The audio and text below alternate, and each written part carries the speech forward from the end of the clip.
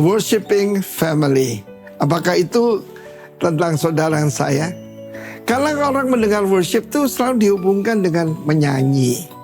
Apa yang terpenting dalam sebuah ibadah? Ada yang berkata, yang penting firman Tuhan. Yes. Tetapi kita melihat pada waktu saya sampaikan yang kemarin itu tentang abad dan samar. Maka abad adalah ibadah. Yaitu work. Work with God. Work for God.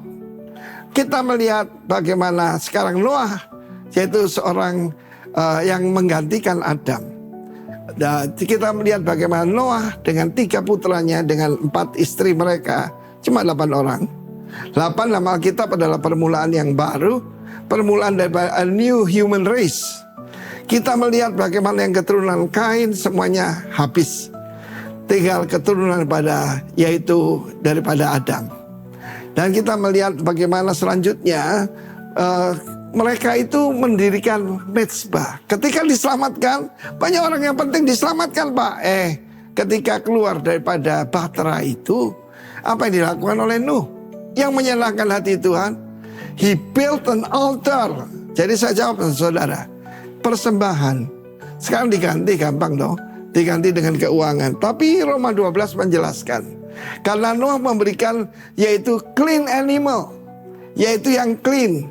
Yang karena itu mereka yang clean itu 7 pasang, yang unclean itu cuma 1 pasang. Pastikan kita memberikan yang clean pada Tuhan. Roma 12 mengatakan, persembahkan tubuhmu as a living sacrifice. Kita tahu mezbah itu tempat untuk membunuh, tusia, untuk menyembelih. Dan karena itu rumah Tuhan dulu disebut the house of sacrifice. Ya, ada teman kita punya gereja besar, namanya rumah persembahan. Dan kita tahu rumah persembahan dengan kurban beda ya. Kita melihat contoh yang terdahulu adalah Kain memberikan persembahan, tetapi yaitu sesuai dengan apa yang dia dengar daripada orang tuanya. Habel memberikan kurban. Dan akibatnya pada dia mempersembahkan, Tuhan mencium bau yang indah, yang menyenangkan. Sweet savoring unto the Lord. Karena itu salah satu yang penting adalah kurban. Kehidupan kita, persembahan kita, itu menyenangkan hati Tuhan. Dan Tuhan memberkati, bahkan Tuhan memberkati Nuh dan putra-putranya, menyediakan bagi mereka semua binatang yang bergerak boleh kamu makan. Tetapi juga lebih daripada itu, aku mau perjanjian, tidak akan lagi membinasakan bumi, yaitu dengan air bah. Dan dia memberikan, yaitu his bow itu busurnya di langit, rainbow. Rainbow adalah perjanjian Tuhan kepada umat manusia. Tetapi tidak cukup sampai di sana. Dia memberikan yaitu berkat diulangi. Seperti dulu memberkati manusia pertama, yaitu to be fruitful, multiply, and replenish the earth. Sayang yang 2 hilang. Apa itu? Yaitu untuk menaklukkan dan berkuasa atasnya. Menaklukkan, subdue, and have dominion, itu tidak ada lagi. Karena itu kita tahu perlu Kristus datang. Untuk apa? Untuk memberikan kepada kita kuasa itu kembali. Kuasa untuk berkemenangan. Kuasa untuk hidup berkemenangan. Kuasa untuk menaklukkan. Kuasa kegelapan manapun. Tuhan memberkati kita. Ada altar dalam keluarga kita. Keluarga kita diberkati. Dan Tuhan membuat perjanjian. Mari kita menyenangkan hati Tuhan dengan persembahan kita. Persembahkan tubuhmu sebagai korban yang hidup, a living sacrifice unto the Lord. God bless you. Amin. Puji Tuhan. Terima kasih, puji Tuhan. Terima kasih. Shalom. Salam sejahtera dalam kasih Tuhan Yesus Kristus. Kita bersyukur pada Tuhan karena pagi hari ini oleh kemurahannya kita berada di rumah Tuhan, boleh mengangkat hati kita untuk menyembah Tuhan. Terima kasih Praise and Worship yang sudah menolong hati kita. Terima kasih juga Pak Gembala, Pak Sugi yang memberikan kesempatan pada saya untuk dapat menikmati hadirat Tuhan sekaligus sharing firman Tuhan bagi kita sekalian. Saudara, kita akan merenungkan kebenaran firman Tuhan yang telah saya tulis di sini, yaitu berpegang pada janji-janji Tuhan. Ya. Berpegang pada janji-janji Tuhan. Nah, ini adalah sesuatu yang cukup penting karena orang yang berpegang pada janji Tuhan pada akhirnya sebenarnya dia hidupnya akan menjadi diberkati gitu, lalu stabil, nggak labil, dan bisa jadi berkat bagi orang-orang lain gitu. Saya tadi malam bahkan baru pulang dari Sumatera bagian selatan, ya, dari Lampung lalu kemudian ke Musirawas. Musirawas itu Lubuk Linggo masuk. Dan minggu lalu dari daerah Sulawesi, ya, dari Morowali, dari Manado, dari macam-macam, lalu dari Kalimantan, dari tempat-tempat, ya, Bali dan sebagainya. Tapi waktu saya ketemu dengan orang itu, termasuk anak-anak Tuhan dan bukan anak Tuhan, seperti terungkap satu kesan bahwa masa depan ini kok kayaknya nggak terlalu jelas kemana gitu. Masa depan dunia kita. Tadi komentar awal dalam ibadah tadi sudah memberitahukan kepada kita mengenai hal itu. Gitu. Tapi dalam keadaan yang sangat parah dalam keadaan dunia kita nanti, saya percaya bahwa berpegang pada janji Tuhan ini akan menolong kita untuk hidup di zaman yang serba tidak menentu sebenarnya, tidak bisa diharapkan ini mau arahnya kemana gitu, kurang jelas. Nah, janji Tuhan salah satunya yang akan kita renungkan pagi hari ini akan kita baca sama-sama. Silahkan next. Ya, mari kita baca 1, 2, 3. Allah telah berfirman, aku sekali-kali tidak akan membiarkan engkau dan aku sekali-kali tidak akan meninggalkan engkau. Coba ini kan luar biasa tuh. Allah berfirman gini, aku sekali-kali tidak akan membiarkan. Kau membiarkan itu dia tahu, tapi dia biarkan. Kita jungkir balik, kita dibiarkan gitu. Enggak, Tuhan enggak akan gitu. Apalagi aku sekali-kali tidak akan meninggalkan engkau. Jadi berarti kita selalu diawasi Tuhan dan juga selalu akan ditolong oleh Tuhan, enggak ditinggalkan oleh Tuhan gitu. Nah, kalau yang ngomong begini ini andai kata orang terkaya di Indonesia datang ke rumah saudara, aku sekali-kali tidak akan membiarkan engkau dan aku sekali-kali tidak akan meninggalkan engkau. Kira-kira perasaan saudara gimana? Senang, tentrem ya. Jangan-jangan saudara mau tolong wartawan datang. Ya, saya mau bersaksi. Hidup saya senang, saya tenang saya. Karena apa? Orang paling kaya di Indonesia ngomong, aku sekali-kali tidak akan membiarkan engkau dan aku sekali-kali tidak akan meninggalkan engkau. Nah, kalau yang ngomong gini adalah orang yang paling kaya di dunia. Dan dia juga punya kuasa gitu. Ya Tuhan, tenang hidup kita, tenang dulu ya. Cuma kalau yang janji itu orang, satu kali dia juga akan mati. Tapi yang janji ini Tuhan. Yang gak pernah lelah, gak pernah letih, gak pernah mati.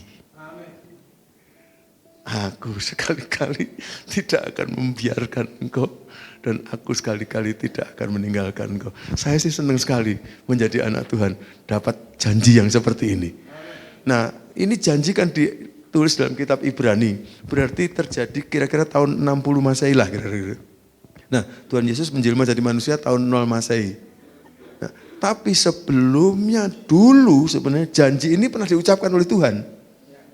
Nah, diucapkan kepada siapa? Kalau kita lihat dalam perjanjian lama, pertama janji ini sebenarnya diucapkan oleh Tuhan kepada Yosua.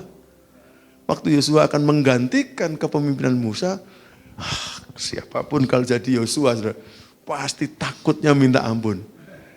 Menggantikan pemimpin kaliber seperti Musa, memimpin 2 juta orang atau 3 juta orang di padang gurun tanpa modal selama 40 tahun. Gimana ngasih makan? Gimana ngasih perlindungan? Gimana ngasih sanitasi? Gimana kasih? Nggak bisa. Dan Musa berhasil memimpin selama 40 tahun di padang gurun 2 juta orang. Lalu sekarang Yosua disuruh menggantikan, keder. Dalam keadaan Yosua gemetar, keder. Tuhan katakan, aku sekali-kali tidak akan membiarkan engkau. Dan aku sekali-kali tidak akan meninggalkan engkau. Itu konteks pertama kali ayat ini muncul dalam Alkitab. Dan menariknya, lalu Yosua megang janji ini, ternyata kepemimpinan dia sampai Yosua pasal 24 yang dibaca oleh Pastor Arifin tadi. Ya, itu adalah keberhasilan Yosua. Musa pernah gagal untuk melaksanakan salah satu perintah Tuhan. Tapi Yosua rasanya tidak pernah gagal sampai akhir hidupnya bersih. Karena dia pegang janji Tuhan. Dalam keadaan yang sangat sulit, dia pegang janji Tuhan. Nah makanya sekarang oleh penulis perjanjian baru, janji itu digaungkan lagi. Nah itu berarti saudara, di antara zaman Yosua kepada zaman Tuhan Yesus, janji itu kan sebenarnya sedang berlaku. Umat Tuhan mestinya hidup berdasarkan janji itu. Tapi umat Tuhan ini dalam hidupnya pada waktu masuk tanah kan perjanjian, lalu hidup di tanah perjanjian, bertetangga dengan negara-negara tetangganya, tahu-tahu mereka mengalami kesulitan-kesulitan. Dan pada waktu kesulitan, rupanya saudara, kita akan bisa melihat salah satu contoh ceritanya. Bagaimana janji Tuhan diapakan oleh umat Tuhan perjanjian lama. Ternyata mereka yang pegang, mereka nanti akan kelihatan dibela oleh Tuhan. Tapi mereka yang gak pegang, akhirnya amburadul malah hidupnya. Coba kita lihat sekarang ceritanya itu. Next langsung. Ya 2 kali, next. Ya. Nah, ceritanya ada dalam kitab 2 Raja-Raja pasal yang ke-6 sampai pasal yang ke-7 nanti. Ya, saya mau memulai ayat ini dengan ayat yang ke-23 bagian C. Dikatakan begini, sejak itu, saudara, tidak ada lagi gerombolan-gerombolan Aram memasuki negeri Israel. Nah, firman ini singkat, tapi sebenarnya latar belakangnya bagus untuk diceritakan. Jadi bangsa Israel ketika sudah settle di tanah perjanjian itu, karena ada tetangganya, bangsa-bangsa. Salah satu tetangganya itu bangsa Aram ini. Apa kebiasaan bangsa Aram? Kebiasaan bangsa Aram adalah, bangsa Israel ini kan bangsa agraris, jadi bertani. Kalau bangsa Israel lagi tanam, lagi memelihara tanamannya, sampai kemudian mau berbuah, dibiarkan. Tapi nanti waktu berbuah tanamannya itu, maka akan ada gerombolan-gerombolan alam masuk Israel untuk apa? Manen, ngerampok. Lalu setelah ingin ngerampok, dibawa. Sehingga bangsa itu, Israel itu sering kali gigit jari. Nunggu 4 bulan, nunggu 3 bulan, nunggu 5 bulan. Saya nggak tahu kalau saudara-saudara jadi orang Israel. Kira-kira suku bangsa atau bangsa mana yang paling sudah benci itu? Jangan-jangan orang Israel kalau orang Aram ya tiap kali dengar kata orang Aram rasanya nggak seneng luar biasa. Nah, tapi kemudian bangsa yang sangat sering mengganggu bangsa Israel ini ada satu ayat yang mengatakan sejak itu tidak ada lagi gerombolan-gerombolan Aram masuk Israel. Jadi bangsa Israel gambarkan, tenang sekarang. Makan enak, tidur nyenyak gitu. Itu suasana yang mau digambarkan oleh penulis kitab 2 Raja-Raja ini. Tapi rupanya belum lama itu diceritakan, muncullah satu ayat yang berikutnya dalam firman Tuhan yang mengatakan next. Persoalan hidup yang berat. Kayak apa beratnya? Ayo. Sesudah tenang itu, Raja Aram menghimpunkan seluruh tentaranya lalu maju mengepung Samaria yang menjadi ibu kota bangsa Israel waktu itu. Nah, ini saudara mari kita lihat perbedaannya. Yang tadi gerombolan-gerombolan Aram itu swasta. Gitu loh. Ini swasta ini. Kalau ini sekarang sudah swasta kekuatannya seberapa sih? Nah ini seluruh tentara. Andai kata ada angkatan darat, angkatan laut, angkatan udara, semuanya dibawa untuk mengepung Samaria yang menjadi ibu kota Israel. Ya waktu itu nggak ada angkatan laut dan angkatan udara apalagi. Tapi seluruh angkatan daratnya itu dikerahkan. Nah, bangsa-bangsa zaman dulu itu biasa ibu kotanya itu biasanya dibangun ya, kemudian dibuat tembok keliling. Temboknya itu sebesar apa? Temboknya itu sebesar kereta dari raja ditambahi sedikit.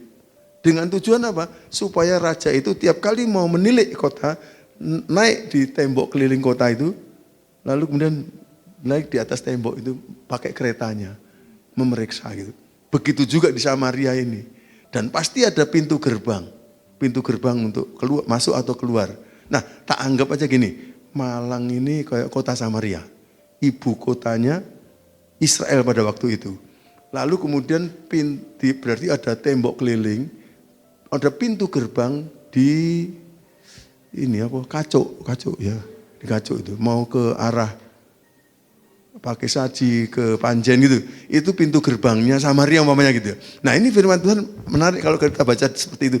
Sesudah itu Ben-Hadad Raja Aram menghimpunkan seluruh tentaranya lalu mengepung kota Samaria, kota Malang. Maka terjadilah kelaparan hebat di Samaria selama mereka mengepungnya itu, sehingga sebuah apa saudara? Kepala keledai berharga 80 sikal perak dan 1/4 kap apa? Tai merpati berharga 5 sikal perak. Apa ini Pak? Apa ini? Nah, jadi dikepunglah oleh tentara Aram seluruh Malang ini. Apalagi yang di Kacuk itu, yang di apa namanya pintu gerbang itu. Banyak sekali tentaranya. Dan setiap kali ada bahan makanan mau masuk, diembargo oleh mereka. Bahan apa saja masuk, dirampas oleh mereka.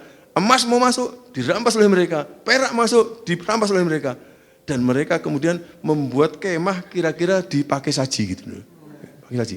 Jadi di luar kota. Lalu semua barang-barangnya ditaruh di situ. Lalu karena diembargo begitu, maka nggak ada makanan masuk.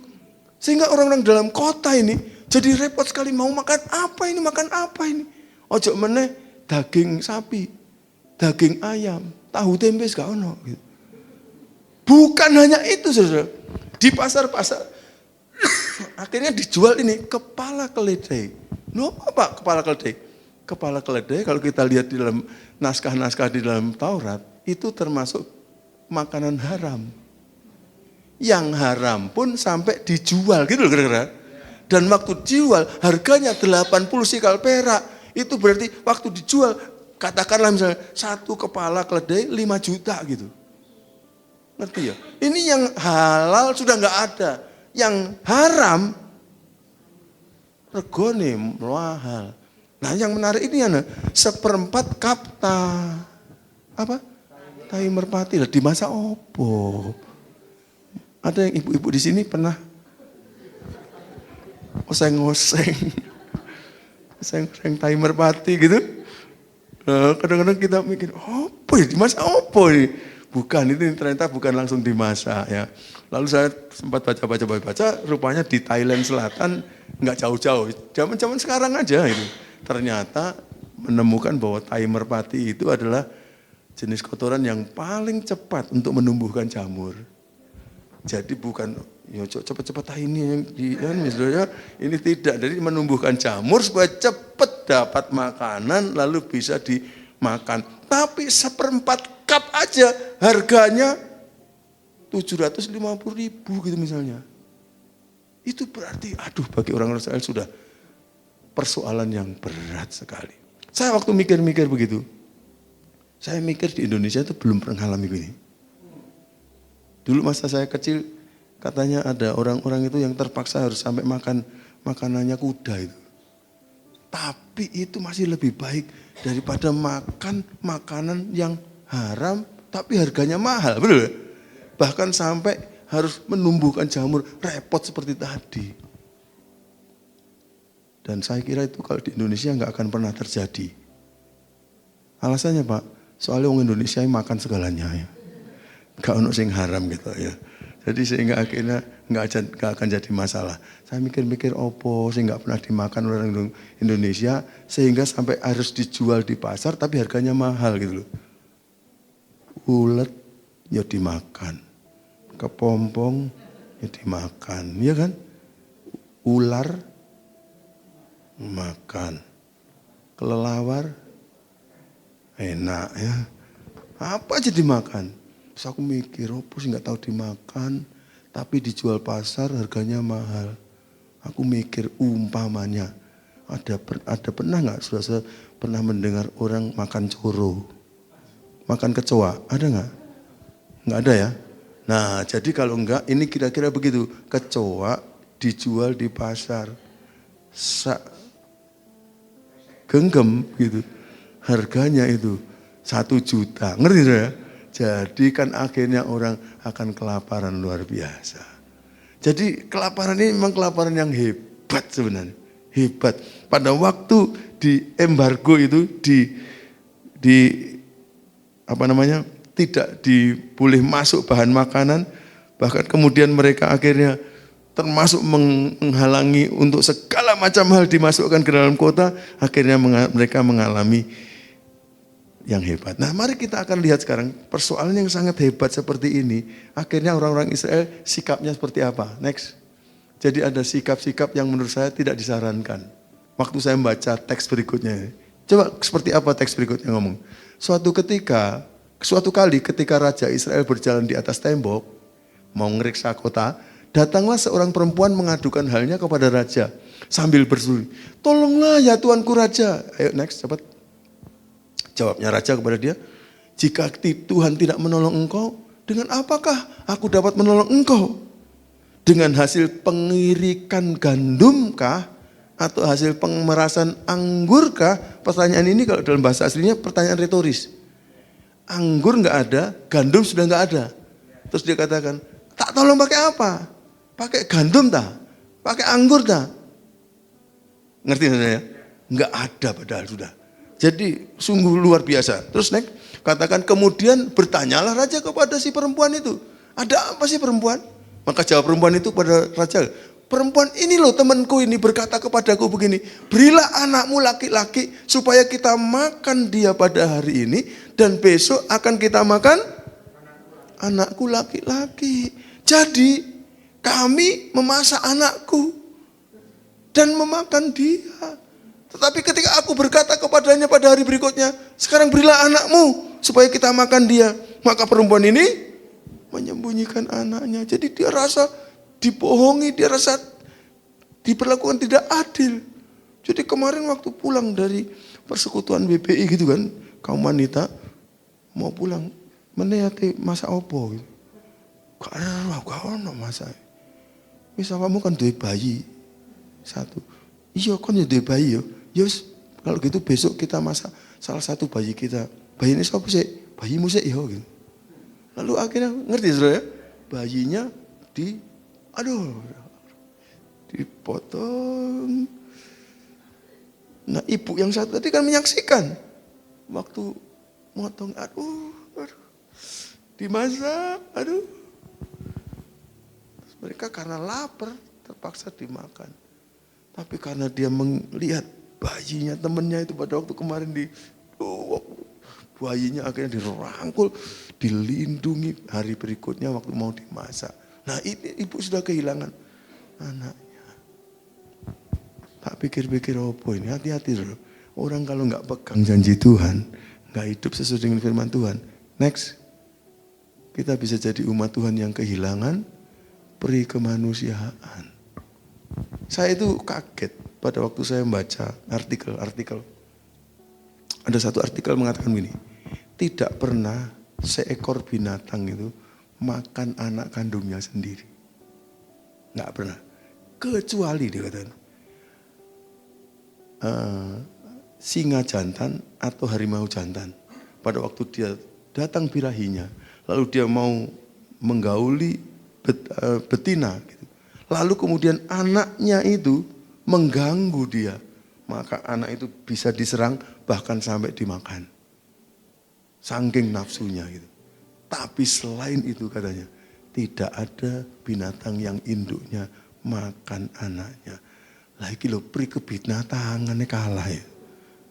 Waktu orang lupa kepada janji Tuhan, gak pegang janji Tuhan, bisa jadi kita bukan hanya kehilangan peri kemanusiaan, tapi kita bisa sampai kehilangan peri kebinatangan. Binatang masih lebih luhur dari martabat manusia yang melupakan Tuhan. Ini umat Tuhan yang pada waktu dilahirkan tuh sudah ceprot, dibesarkan dalam firman Tuhan, dalam Taurat Tuhan. Tapi bisa-bisanya waktu kesulitan hidup, mereka bisa mengambil keputusan seperti itu. Saya harap orang Indonesia tidak akan begitu, karena dijaga kita oleh sila kedua. Pancasila. Bunyinya apa? Kerakyatan dipimpin oleh, enggak. Kemanusiaan yang adil dan beradab. Kita ini orang beradab, makhluk beradab, bukan makhluk biadab. Kiranya Tuhan akan tolong kita tidak kehilangan peri kemanusiaan kita. Amin. Ceritanya dilanjutkan dan mengatakan begini, tatkala raja mendengar perkataan perempuan itu, dikoyakkannya lah pakaiannya. Orang Yahudi kalau lagi sedih sekali, berkabung sekali, itu yang dilakukan. Ya. Harganya agak mahal orang sana kalau lagi marah atau lagi sedih ya, karena pakaian. Kalau orang Indonesia kan piring, ya jadi lebih murah ya. Tapi kalau mereka pakaian, koyaknya pakaian, dan ia sedang berjalan di atas tembok, kelihatanlah kepada orang banyak bahwa ia memakai kain kabung ya pada kulit tubuhnya. Lalu berkatalah raja, beginilah kiranya Allah akan menghukum aku, bahkan lebih daripada itu, jika masih tinggal kepala Nabi Elisa bin Safat itu di atas tubuhnya pada hari ini. Ini apa sih? Rupanya sebelumnya, biasalah Nabi itu suka mengingatkan kalau raja berbuat tidak benar. Raja Israel itu ada yang benar, ada yang nggak benar. Dan pada waktu nggak benar, Nabi mengingatkan. Tapi ketika diingatkan, Nabi juga mengatakan kalau kamu nggak bertobat nanti Tuhan bisa menghukum kita loh gitu. Rupanya raja nggak bertobat. Akhirnya terjadilah hukuman bagi bangsa Israel ini. Mestinya waktu dia menerima hukuman begini ini, kelaparan yang hebat, mestinya kan dia sadar, aduh, aku bersalah. Nabi sudah mengingatkan, mestinya kan aku tobat. Tapi bukan begitu, malah marah kepada Nabi yang menyampaikan firman Tuhan. Ojo disebut aku raja, kalau hari ini aku gak bisa penggal kepala Elisa. Siapa Elisa? Yang bernubuat bahwa yang begini-begini akan terjadi. Ya begini terjadi kan karena kesalahan kita. Tapi kesalahan kita malah dialihkan kepada orang lain untuk bertanggung jawab. Ini dalam kesulitan hidup, next. Ini tidak benar ini. Kita suka melakukan kompensasi. Mengalihkan tanggung jawab pada orang lain. Mari kita menjadi manusia-manusia yang bertanggung jawab. Dasar kita memang anaknya Adam dan Hawa. Waktu Adam dimintai pertanggung jawab, Adam jawabnya apa? Nah Tuhan yang disalahkan Pak sebenarnya. Tuhan sih kirim bojo ke saya. Waktu enak Tuhan gak disalahkan. Waktu sengsara Tuhan yang disalahkan. Tuhan sih kirim bojo. Menyalahkan dua-dua sebenarnya. Tuhan disalahkan, bojonya disalahkan. Hawa, kenapa kamu lakukan itu? Apa? Hawa kata, ular. Nah ini adalah keturunan Adam dan Hawa. Tidak bertanggung jawab. Pada waktu sesuatu salah terjadi, kita menerima akibat. Marilah kita menjadi orang yang tidak suka mengalihkan tanggung jawab kepada orang lain. Amin. Kita katakan, ini salah saya minta maaf gitu. Kenapa sih mulut kita kadang-kadang susah sekali ngomong minta maaf. Padahal kalau memang benar dan kita minta maafkan itu adalah karakter yang bagus. Mengakui bahwa kita memang belum sempurna. Otomatis kita nggak mau terus-menerus berlaku salah. Kalau terus-menerus berlaku salah, jangan-jangan itu termasuk tanda kekeras kepalaan kita. Tapi kalau kita memang menyadari salah, aku aja nggak usah mengalihkan tanggung jawab kepada orang lain. Next ceritanya berlanjut dan mengatakan adapun Elisa sedang duduk-duduk di rumahnya. Dan para tua-tua duduk bersama-sama dengan dia. Raja menyuruh seorang berjalan mendahului raja. Tetapi sebelum suruhan itu sampai kepada Elisa. Elisa rupanya sudah dikasih tahu oleh Tuhan. Sehingga Elisa sudah berkata kepada para tua-tua itu. Hei, tahukah kalian bahwa si pembunuh itu menyuruh orang untuk memenggal kepalaku? Awas-awaslah apabila suruhan itu datang. Segeralah tutup pintu dan tahanlah dia supaya orang itu jangan masuk. Bukankah sudah kedengaran bunyi langkah tuannya di belakangnya? Selagi ia berbicara dengan mereka, datanglah raja mendapatkan dia kepada Nabi Elisa. Maka berkatalah raja kepada Nabi Elisa, sesungguhnya apa? Malapetaka ini adalah daripada Tuhan. Mengapakah aku berharap kepada Tuhan lagi? Raja Israel itu sebenarnya diizinkan Tuhan ada untuk menjadi perwakilan suara Tuhan. Tapi ini menyalahkan hambanya nggak puas. Menyalahkan firmannya nggak puas. Wis disalahkan langsung Tuhannya sekalian. Malah petaka ini datang dari Tuhan. Padahal dari kesalahannya dia. Kompensasi tadi kepada Nabi Elisa. Sekarang kompensasinya malah kepada yang tidak pernah salah. Ini Tuhan yang salah. Gak Tuhan-Tuhanan. Gak paten gitu. Itu maksudnya dia. Ya. Untuk apa percaya pada Tuhan lagi? Aduh, saudara-saudara, kadang-kadang manusia itu kalau diberi kepercayaan, kekuasaan, harta gitu, kadang-kadang terus sombong. Lalu akhirnya gak Tuhan-Tuhanan. Gitu. Aduh Tuhan. Tuhan tolong kita. Kita ini pernah hidup, kita pernah sakit, Tuhan gak pernah sakit. Nanti kita mati, Tuhan tetap hidup. Kalau Tuhan pernah salah, alam semesta itu amburadul. Makanya saya itu pegang satu kepercayaan. Kalau saya kesulitan, saya berusaha gak mau menyalahkan Tuhan. Karena saya percaya Tuhan tidak pernah salah. Apapun terjadi itu biasanya yang salah itu kita ini. Dan Tuhan tidak pernah salah. Kalau kita sudah menyalahkan Tuhan, kita mau menggantikan Tuhan. 5 menit aja kita sudah ganti Tuhan, bingung. Doanya bakul es sama doa bakul bakso. Bakul baksonya pingin supaya hujan. Bakul es doanya minta supaya panas. Jawabnya ya opo. Jadi Tuhan sebentar aja repot kita ini. Tapi Tuhan itu nggak pernah bingung dengan semuanya itu. Tepat pada waktunya dia kasih keadilan kepada semua. Dan ini sudah berjalan ribuan, puluhan ribu tahun. Tuhan itu luar biasa. Mari kita tidak pernah menyalahkan Tuhan. Amin. Tidak pernah menyalahkan Tuhan. Ini raja ini baru jadi raja. Sudah mulai menyalahkan Tuhan yang diwakilinya. Next mengatakan apa? Lalu berkatalah Elisa kepada raja yang ngomong gitu. Dengarlah firman Tuhan. Ya. Beginilah firman Tuhan. Besok kira-kira waktu ini. Nah pada waktu Elisa ngomong ini kira-kira pas maghrib. Pas jam 5.30 atau jam 6 gitu loh. Pas maghrib. Besok pada waktu ini, kira-kira waktu ini. Sesukat tepung yang terbaik akan berharga 1 sikal. Dan 2 sukat jelai akan berharga sesikal di pintu gerbang kaco. Loh, saudara ini sedang kelaparan luar biasa. Elisa itu suka dapat firman Tuhan. Lalu sampaikan firman Tuhan. Tuhan beritahu, besok Senin sore pas maghrib di pintu gerbang kaco itu. Maka harga-harga murah. 1 kilogram beras harganya 1.000. 1 kilogram telur harganya 500. 500 rupiah. Mau ibu-ibu? Mau ya. Mauan ibu ya. Mau. Kita kalau mendengar begitu, wah senang. Wih, akan begitu.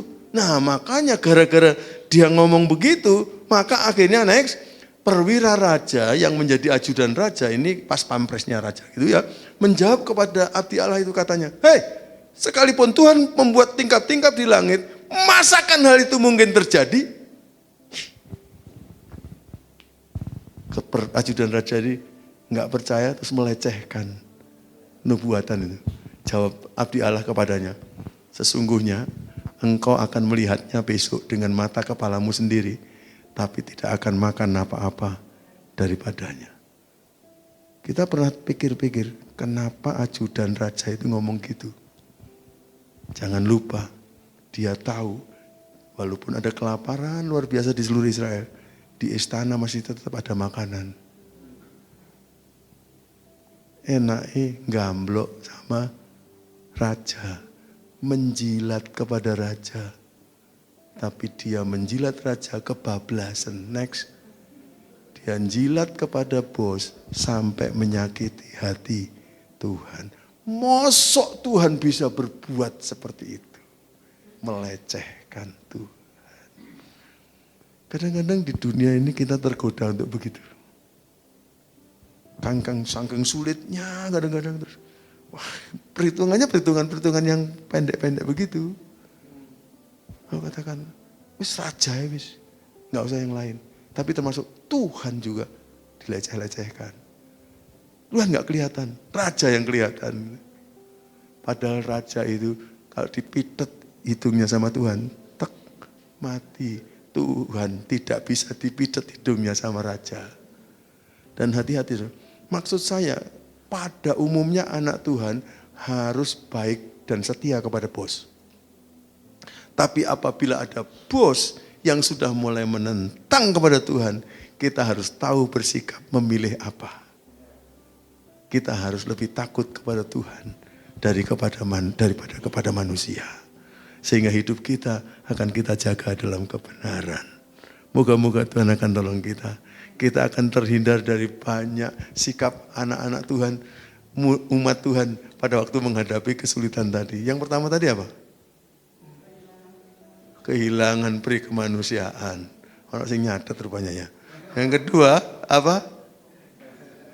Kompensasi, suka menyalahkan orang lain padahal kita yang harus tanggung jawab. Nomor 3, menyalahkan Tuhan. Dan yang keempat, yang kebetulan kita lihat di sini aja, ya, menjilat bos yang sedang menentang Tuhan dan menyakiti hati Tuhan. Tapi di tengah-tengah krisis yang seperti luar biasa ini, ternyata nanti kita bisa belajar sikap yang terpuji. Dan sikap yang terpuji itu justru dimiliki oleh 4 orang sakit kusta. Mengapa ini ironi? Ironi karena begini, pada zaman itu orang sakit kusta itu karena seperti misalnya kanker zaman sekarang, belum ada obat yang betul-betul pasti apa gitu. Maka penyakit kusta ini selalu menggerogoti hidup orang dan akhirnya nanti mati. Belum ada obatnya. Gara-gara itu maka kitab Taurat mengatakan yang penyakit kusta, kalian bangunkan satu tempat komunitas pas di depan pintu gerbang. Bikin perumahan di situ untuk orang sakit kusta. Dan orang sakit kusta ini kalau mau masuk ke kota, maka mereka harus membuat pernyataan, najis, najis, najis. Supaya orang-orang nyengkir dan gak ketularan. Waduh. Kasihan orang sakit kusta itu. Sakitnya nggak ada obatnya, seperti nunggu mati, tapi secara kejiwaan juga tertekan dong ya. Aku ini orang jelek, saya orang jelek, pergilah. Suruh mengakui begitu setiap kali pergi di antara umat Tuhan. Nah jadi mereka itu seperti orang yang tersisih, terbuang. Tapi sikap-sikap mereka ini tadi, nanti waktu kita baca firman Tuhan, luar biasa. Coba kita baca ya. Bagaimana mereka menyikapi sikap yang keadaan yang seperti ini. Firman Tuhan katakan 4 orang yang sakit kusta ada di depan pintu gerbang. Jadi ini bukan suatu cerita yang khusus. Memang mereka ada di sana gitu. Berkatalah yang seorang kepada yang lain sesama sakit kusta. Ngapain kita duduk-duduk di sini sampai mati gitu. Iya kan? Kelaparan lalu kita duduk di sini. Lalu dia mulai mikir, ayo next. Jika kita berkata, gimana? Ayo next. Jika kita berkata, baiklah kita masuk ke kota, padahal dalam kota ada kelaparan, berapa persen kita akan mengalami kematian? 100%. Ya toh? Dan jika kita tinggal di sini aja, berapa persen kita kemungkinan mati? 100%. Jadi kalau begitu, marilah kita menyeberang ke perkemahan tentara Aram di Pakisaji. Ngerti ya? Jika mereka membiarkan kita hidup, kita akan hidup. Jika mereka akan membunuh kita, maka kita akan mati. Kalau di sana potensinya apa? 50-50. Pinter ya. Orang sakit kusta yang ditolak dalam kemasyarakatan ternyata menggunakan otaknya. Dia katakan, nanti kalau kita pas bertangis itu, lalu mereka katakan, aduh kasihan nih orang sakit kusta. Ya sini. Ah, puji Tuhan. Tapi bisa juga kamu nih. Ini walaupun sakit kusta tapi orang Israel ini udah dibunuh. Nah, jadi masih ada kemungkinan 50. Sedangkan kalau tetap tinggal di situ, mati. Masuk kota, mati. Jadi pintar mereka ini. Buat saya ini memberikan contoh kepada kita. Orang Kristen harus bersikap next. Pakai otak, lalu pakai otot, lalu pakai iman gitu kan. Pertama pakai otak dulu, simpulkan 100%, 100%, 50%. Oke. Setelah itu pakai otot, jalan. Kan harus nggak makan berapa? Tapi menguatkan tubuh. Jalan kemana? Ke Pakesaji, ya. Ke Pakesaji, ke perkemahan tentara Aram. Dan ternyata waktu mereka tentara Aram sana, mereka harus mengimani bahwa Tuhan nanti akan melindungi mereka. Betul gak? Makanya teman saya pernah mengatakan gini, kalau jadi orang Kristen 001. 0 itu otak, 0 itu otot, 1 itu kayak ida. I itu iman. Jadi 001 itu otak, otot, iman. Kayaknya begitu juga Tuhan Yesus katakan, kasihilah Tuhan Allahmu dengan segenap akal budimu, kasihilah Tuhan Allahmu dengan segenap kekuatanmu, dan kasihilah Tuhan Allahmu dengan segenap jiwamu atau hatimu. Ternyata ini orang ini benar-benar luar biasa, memenuhi firman Tuhan. Karena itu dalam kesulitan yang apapun di hari depan nanti, tolong jangan ekstrim. Pokoknya iman, jangan. Pakai otak juga, karena Tuhan karuniakan otak buat kita. Pakai otot juga, ojo nyerah, kita kerja keras.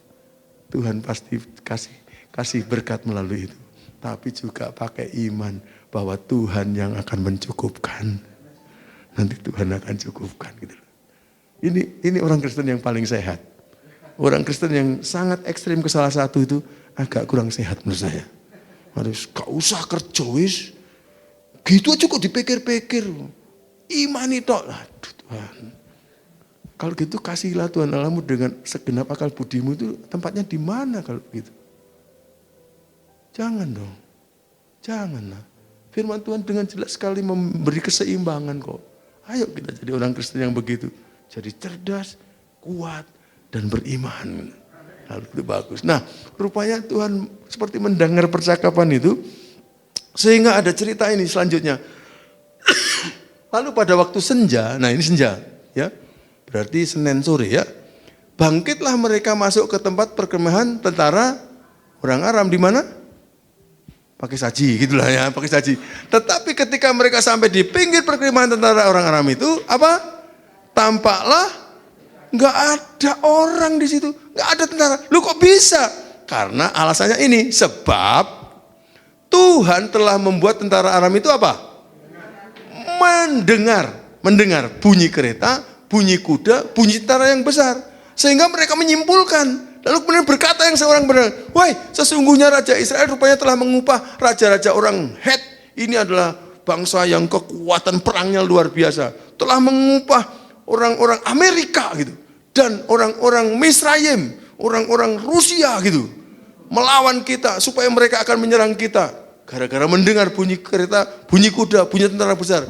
Disimpulkan begitu oleh tentara-tentara Aram. Sehingga karena itu bangkitlah mereka, melarikan diri waktu senja itu dari Pakesaji, lari nang di Panjen lari terus sampai Sumber Pocong.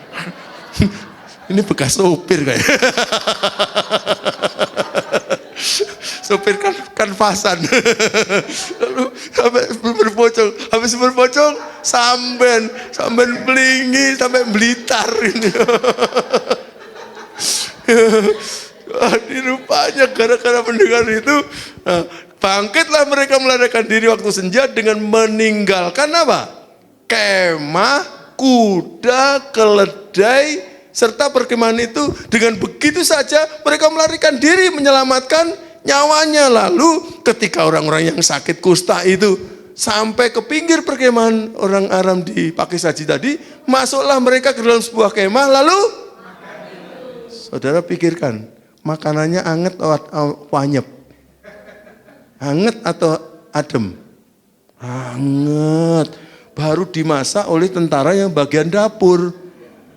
Itu karena mereka mau makan sore. Jadi di situ ada fuyung, hai. Terserah mau apa, pecel, mau apa senengannya, rawon, apa siap wes di situ ya. Ya, pohong hai, semua, pokoknya semua siap di situ. Wah, mereka makan. Gara-gara makan dapat kekuatan. Sesudah itu mereka mengangkut dari sana emas, perak, dan pakaian. Kemudian pergilah mereka menyembunyikannya. Lalu datanglah mereka kembali. Jangan balik lagi. Ya, masuk ke dalam kemah yang lain dan mengangkut juga barang-barang dari sana. Kemudian pergilah mereka menyembunyikannya. Dalam waktu sikat 4 orang sakit kusta jadi miliarder. Awake dhewe lek krungu miliarder seneng. Tapi jangan lupa 001 tadi. Jadi berkat besar emas, perak. Nah, yang saya sukai adalah ayat berikut. Ayat berikutnya mana? Lalu berkatalah yang seorang kepada yang lain. Tidak patut yang kita lakukan ini. Ya, Senin malam. Hari ini adalah hari kabar baik. Hari ini adalah hari Injil. Hari kabar baik, kabar sukacita. Tetapi kita ini kok tinggal diam saja. Apabila kita menanti sampai terang pagi, besok Selasa pagi, maka hukuman Allah pasti akan menimpa kita. Kenapa? Karena kita diberkati, sementara saudara-saudara kita di kota sedang kelaparan mau mati. Jadi sekarang marilah kita pergi menghadap untuk memberitahukan hal ini ke istana raja. Saya tidak baca terus, tapi cerita berikutnya mereka akhirnya pergi menghadap pada raja. Dan raja kata, wow luar biasa kalau begitu. Suruhlah orang-orang seluruh di Malang itu. Kelaparan mereka sudah gak makan berapa lama itu. Ayo cepat-cepat kepakai saji gitu. Tapi waktu gitu lalu salah satu punggawanya raja mengatakan, raja biasa orang-orang suka membohongi. Jangan-jangan mereka nanti cuma pergi ke Panjen saja. Nanti pada waktu kita semua ke pakai saji, mereka balik lagi nyerang kita, habis kita. Kita lapar semua. Oh iya ya. Lalu bangsa Israel selalu punya pengintai yang bagus. Diintailah oleh pengintai.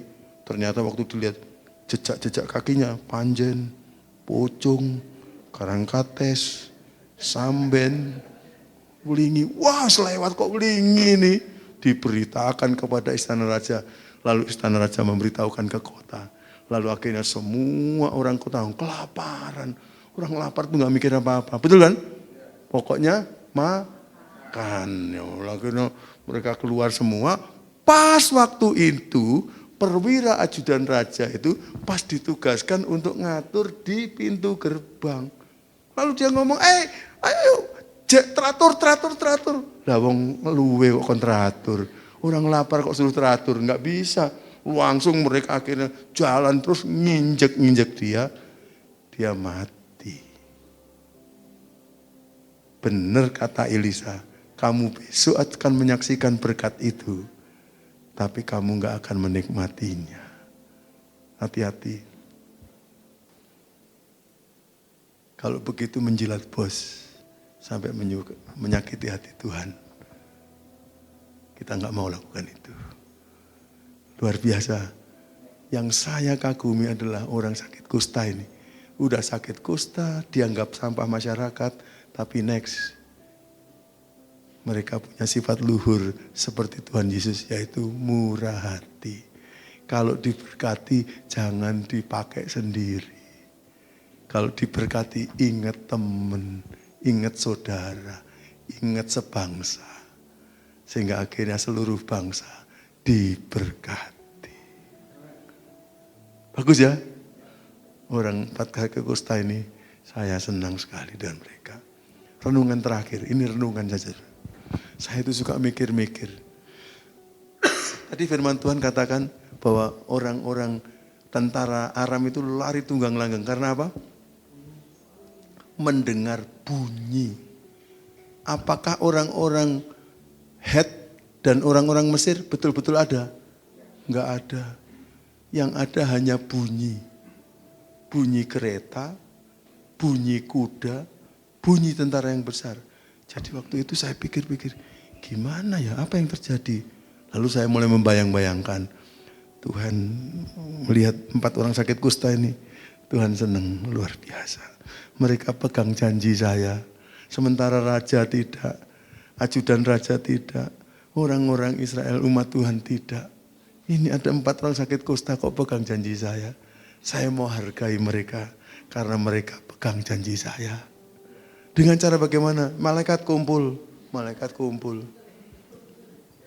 Coba malaikat pergi ke perpustakaan. Ya Tuhan, ke perpustakaan untuk cari apa? Cari kaset. Kaset apa? Bunyi kereta, bunyi kuda, bunyi tentara yang besar. Malaikat pergi ke perpustakaan, cari kaset, dapat langsung datang kepada Tuhan. Tuhan dapat Tuhan, langsung di setel ya. Kamu ini kesusu-susu, jangan dulu.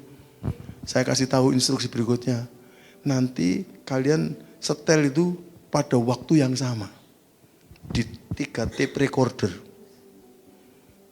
Semua 3 tape recorder kasih volume full 10.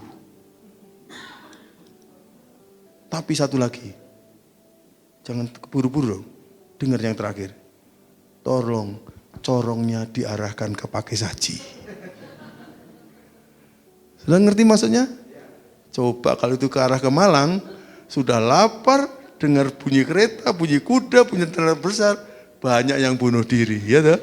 Tapi karena yang dengar hanya tentara Aram saja. Orang-orang sakit kusta ini juga kayaknya nggak dengar. Kok dia bisa tahu? Rupanya yang lari terakhir ngomong, tentara besar gitu. Sebenarnya tentara Aram, si orang sakit kusta ini dengar cerita itu. Kadang-kadang saudara, waktu saya pikir-pikir, kalau itu yang terjadi, tapi saya nggak pernah bisa membayangkan cara lain. Mengerti maksudnya? Yang mengadakan itu Tuhan lah istilahnya. Maksud saya gini, kadang-kadang kalau kita itu lagi kesulitan, kita tuh, Tuhan tolong ya, ini begini ya Tuhan, ini tolong begini. Loh Tuhannya siapa ini? Kok kita yang ngatur Tuhan, Tuhan tolong begini. Tapi orang sakit kusta ini tidak begitu. Tuhan kami tahu, ini kami lagi sulit. Tapi Tuhan punya cara. Ikut cara Tuhan. Dan kita akan kagum. Karena Tuhan kadang-kadang membuat tindakan yang kita tidak pernah bayangkan. Hanya pakai bunyi aja. Udah ributnya minta ampun. Tapi bunyi dari atas sana. Bahaya loh. Kalau dia lagi bunyi. Bahaya. Moga-moga kita akan menjadi orang yang betul-betul bergantung. Tuhan saya nggak tahu bagaimana ini akan digenapi. Tapi saya mau pegang janji Tuhan. Saya percaya engkau punya 1001 cara. Untuk melakukan apa yang kau janjikan kepada saya. Nggak usah dikonsepkan. Dia jauh lebih kreatif. Dia jauh lebih pintar. Untuk menjawab kebutuhan-kebutuhan kita. Amin.